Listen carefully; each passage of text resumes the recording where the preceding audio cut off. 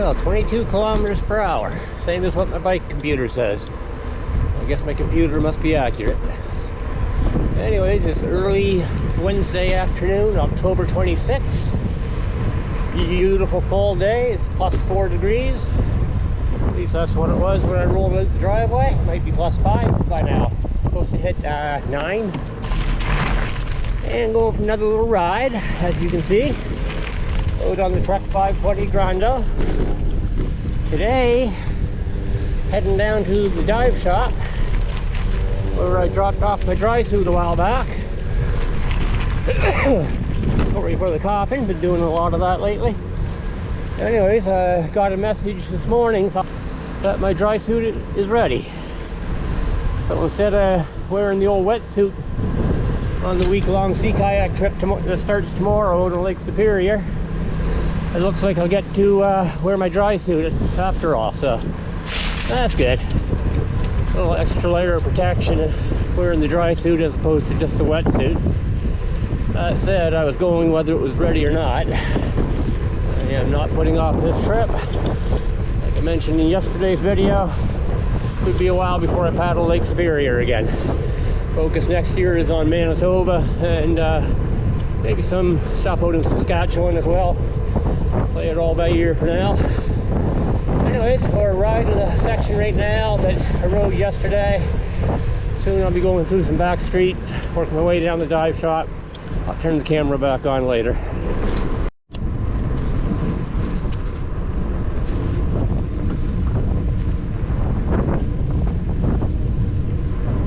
Okay, folks. We're just cruising around some of the back streets here in Thunder Bay, Fort William. And we're starting to get close to where the dive shop is. Just had a surprise encounter with a friend of mine I haven't seen for a while, Dan from FedEx. He's the guy that used to do most of the shipping for my paddles. I'd go out, drop the paddles off, he'd write it up, send them off. I always got nothing but the best service and the best prices. Saved me a lot of money, and he's a great guy. I'm really glad I bumped into him before leaving Thunder Bay and heading to Winnipeg. So that's the highlight of my day right now. Well, glad in fact I'm getting my dry suit back. I can wear that tomorrow. Anyways, we're heading for some busy traffic, kind of noisy. I'm gonna turn the camera back off.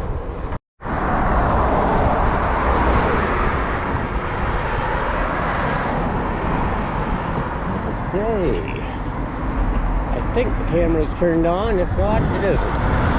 But here we are, Thunder Country diving. I'm gonna grab my dry suit. I need to get used to this GoPro. I'm not sure if the camera is running right now or not, but I think it is.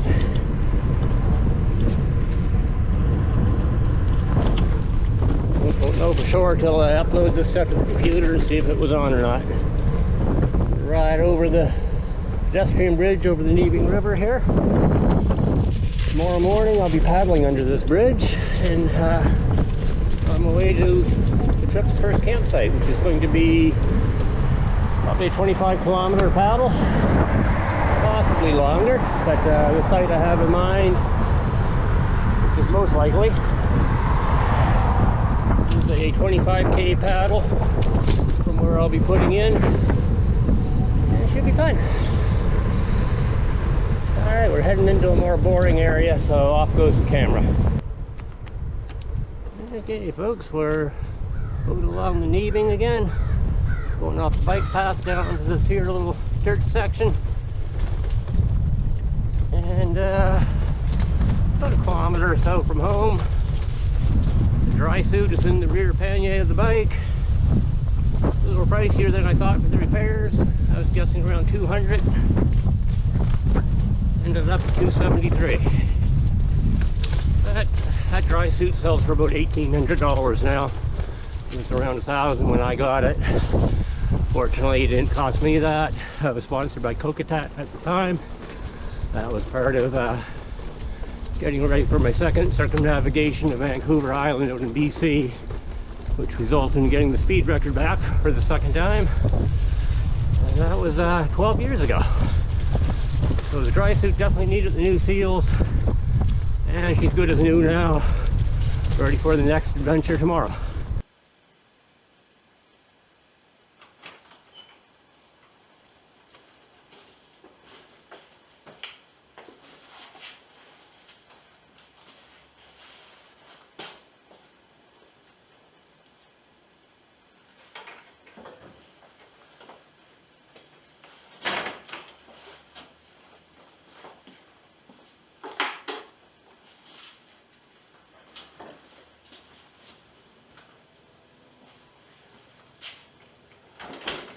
folks, Joe here again, we're back. So as you know, I was just out on a ride, or you may not know if you skipped ahead to this part. But anyways, just got back from a bike ride. Let me see, what do we got here? About 15 kilometers, nothing much. And pull a couple things out of here before I forget. Okay, bike lock, that stays in. Glasses come out. The purpose of this ride, as I talked about it a little bit while out on the bike, was picking up a dry suit. Pull that out of this pen. Yeah. Last time you saw the bike in here, I was pulling out a brand new tent. That tent gets, I'll be sleeping in that tent tomorrow night. So this guy back up. As I was talking about in previous videos and earlier today, while out on the bike, leaving tomorrow morning, about a 7 or 8 day sea kayak trip. And my dry suit, I got this from Kokatat back in 2010. This is part of the sponsorship. And I was getting ready to circumnavigate Vancouver Island for the second time to reclaim the speed record, which I did. That was 16 days, 12 hours and 14 minutes, if I recall the right numbers. Broke the current record at the time of Sean Morley's by roughly 24 hours, and much faster than the first time I did it, which was also a speed record until Sean shattered it the following year. Anyways, the dry suit, when I got this, I think it was around $1,000, $1,100 was the retail value of it. Fortunately, I got it as a sponsorship package. A few years ago, the neck gasket got ripped on it, and I had not gotten around to getting that replaced. So I went down to the local dive shop, Thunder Bay Diving, and new neck seal. And Wally, the fellow who owns the business, wealth of knowledge with that guy, he's very experienced. He took a look at the wrist gaskets and said they were getting pretty bad too. They might be okay for a little while, but they should be replaced. So I figured, yeah, do everything, do whatever you think it needs. So 2 new wrist gaskets, neck gasket, zipper. I think he lubed up the zipper for me as well. I was getting a little stuff. A new gasket, a new dry suit comparable to this now. I was checking the other day. Like this was $1,000 roughly 12 years ago. Something comparable now is going for $1,800 plus tax. So yeah, I dropped $273 to tune up the dry suit. Now it is good as new. The fabric, the rest of the suit is all still just like new. So it's essentially now an $1,800 dry suit again. So for tomorrow's sea kayaking trip, instead of relying on my old wetsuit, we're late October now. Tomorrow's October 27th, and this trip will extend right into November. So the lake can get kind of dicey this time of year. It's referred to as the gales of November on Lake Superior. So having the dry suit, that just gives me that extra layer of protection. I'm very happy to have it. The trip was going to happen regardless. I'd do it with the wetsuit and my Kokatat paddling jacket instead. That's fine. This just gives me a wider safety margin. If water gets rough, some bigger winds blow in, I'm fine.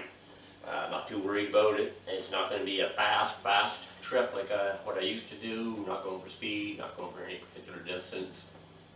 There's the Voyager paddling route goes from Thunder Bay down to Pigeon River and then beyond, linking up rivers and lakes all the way into Manitoba.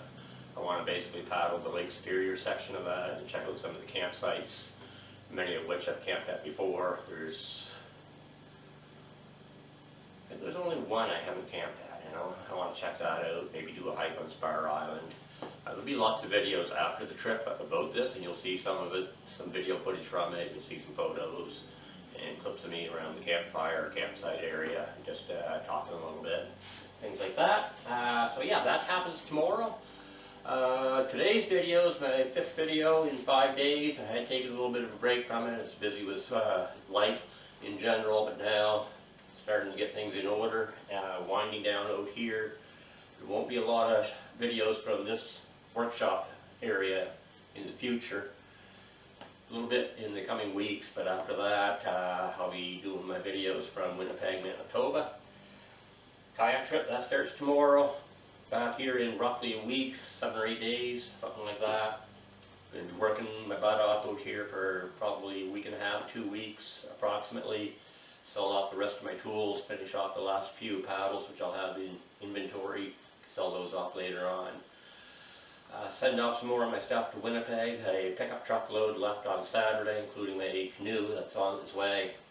After I get everything done here, ship a few more things out. I'm trying to downsize as much as I can. Once that is all done, we move Mr. Kokatat here. To get to Winnipeg, which is about 750 kilometers, I'm thinking I'm going to make an adventure out of that too. Get the kayak trip out of the way first, and then I've got the rear panniers here. I've got the front panniers in the house. Excuse me 1 second. The front and rear panniers. I've got my Burley Coho XC trailer, which hooks on the back of the bike, obviously. Normally I wouldn't use 2 sets of panniers and the trailer for one trip. I'd use the trailer, maybe some luggage on the front, or just use front and rear panniers, do it that way, no trailer. This trip, I'm going to use it all, take a little bit more stuff than I normally would. We're going to be a later part of November, so warmer gear, colder temperatures, things like that. Plus it saves me from shipping this, shipping that, whatever. So I'm going to make that into a bit of an adventure, and then if I get settled into Winnipeg, start putting the videos together from the cycling trip as well, and start doing some Winnipeg stuff. Anyways, sorry for rambling on so much. I thought this part of the video out here I was going to talk about the dry suit for about 2 minutes, and that's it, but I got rambling on like I sometimes do. If you're still here, thanks for watching. Hit the like button and subscribe if you haven't already. If you're not still here, you should still be here, but you can't hear me saying that anyway, so that's okay. But if you are here, hit the subscribe button. That helps me out, helps with the YouTube algorithms and all that, trying to grow the channel. I want YouTube to become a bigger and bigger part of my life going forward, a bigger part of how I'm going to make my living. We're currently at almost 2,200 subscribers, so that is slowly coming up, so thank you to all of you. Did you know that of all the YouTube viewerships, most channels, it's approximately 95% of people that watch a YouTube video are not subscribed to that channel. I checked my stats late last night, and in the last year, all views on my channel, 250,000 or whatever, I think it was 94.6% not subscribed and 5.4% or something like that were subscribers, so it's interesting. But anyways, if you subscribe, that just helps the algorithms, helps grow the channel. I'm rambling on some more. Sorry about that. I'm going to let you go now, put this video together and get it uploaded, and then get to work packing for tomorrow's kayak trip. Might do a quick video on that later. Bye for now.